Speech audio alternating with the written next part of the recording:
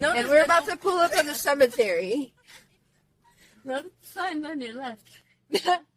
Everywhere. Now trespassing signs everywhere. Those are like yellow signs, yeah. Alright, so anyways, we're coming up on the cemetery. If you think of old Connecticut folklore and storytelling, one place comes to mind, and that's the story of the Green Lady Cemetery in Burlington, Connecticut. But that story is not really what people think it is. Let's dive into it. The legend of the Green Lady of Burlington, Connecticut is a well-known local ghost story tied to the historic Seventh-day Baptist Cemetery. The legend centers on a ghostly figure referred to as the Green Lady, said to be haunting the area. The story typically identifies the Green Lady as a woman named Elizabeth Palmer, who reportedly lived near the cemetery in the 1800s. According to the legend, Elizabeth's husband left the house one winter evening during a storm and failed to return promptly. Worried for his safety, Elizabeth ventured out to search for him, but tragically fell into a swamp near the cemetery and drowned. Her grief-stricken spirit is said to linger there, searching for her husband. Witnesses claim that her apparition appears as a faint green mist or a spectral figure in a flowing green dress, giving rise to the name Green Lady. The green hue is often attributed to the swampy environment or the eerie atmosphere of the cemetery. I'm here to tell you, much to many being disappointed, that there is no evidence to any of that story.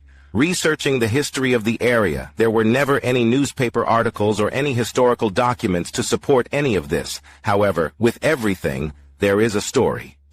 Officially known as the Seventh-day Baptist Cemetery, it is an abandoned burial ground that dates back to the 18th century. This tale has captivated locals and visitors alike, sparking curiosity about the cemetery's past and its alleged paranormal presence. The Seventh-day Baptists were a small religious community that settled in Burlington during the 1700s. They were a Protestant group that distinguished themselves by observing the Sabbath on Saturday rather than Sunday. The church left the area by the late 18th or early 19th century. The reasons for departure most likely were to search of more fertile land, declining membership, and religious assimilation as other denominations became more dominant.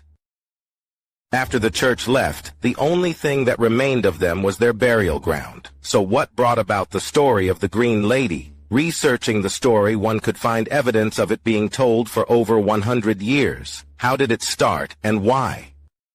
Just adjacent to the cemetery on Upson Road is a boys and girls club based out of New Britain called Camp Shade. Opened in the 1930s, it provided opportunities for children from lower income and marginalized urban communities to explore nature and engage in outdoor activities.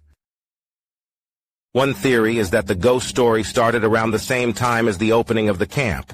I mean, who doesn't like to tell a good ghost campfire story? This is where the story may have started, but it didn't end with the camp, and got carried away to the point of many believing the tale to be real. Hearing the stories over the years has brought paranormal enthusiasts, thrill seekers, and occultists alike. In 1991, during a paranormal conference at the Doubletree Hilton in Bristol, famous paranormal investigators Ed and Lorraine Warren were asked what they thought of the abandoned graveyard. Lorraine stated that they believed it to be haunted, but not by a green lady or a woman for that matter, and that it was haunted by activities that were brought there over the years. According to former Burlington historian Leonard Alderman, in the 1970s, the graveyard was approached by vandals, where someone had broken a majority of the grave markers with some sort of sledgehammer. Some of the stones were repaired. The ones that couldn't be were taken to the Historical Society. One of them that was remade was the one of Elizabeth Palmer, which is probably why she was labeled the Green Lady. During the 1980s came to what is to be known as the Satanic Panic. With it brought many occultists. Evidence of rituals was found in the surrounding area at this time. Some say the bird-watching area was used as an altar. Although nothing has been published, there was talk of possible animal sacrifice taking place here. In the 1990s, talk of what is described as people in robes being in the area of the graveyard and in the campground. Visitors would describe them as possible Klan members or white supremacists that would chase visitors away, although nothing could be substantiated. Oh my god. Alright, slow down. This is it.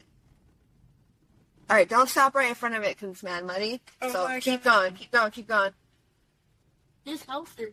Like, stop over here on the right. Alright, so this is it. There's a road right there. We're good. Where's the cemetery? Right here. Are we Right. able to trespass? Yeah, we can go in there. Let's go. No, there's a no trespassing sign. Right there. That's the wood. The classic story of the Green Lady really took off in the age of the internet and the rise in popularity of ghost hunting, as people would share and retell the tale, even though there was no historical evidence to back up the story. Thousands have been here over the years, in search of a Green Lady ghost that probably never existed. One would summarize that, as stated by the Warrens, if the area is haunted, it is most likely due to the occult activity, ghost investigations, and attention brought to the area by thrill seekers. One true story of a tragedy really did take place in this area in recent years. On May 6, 2018, the body of a 26-year-old woman was found murdered in a pond in the area of Upson Road. The medical examiner had ruled the death as strangulation, and the body was left there after the fact. However, no evidence is to suggest that this murder has anything to do with the old legend. The case remains still open and unsolved to this day.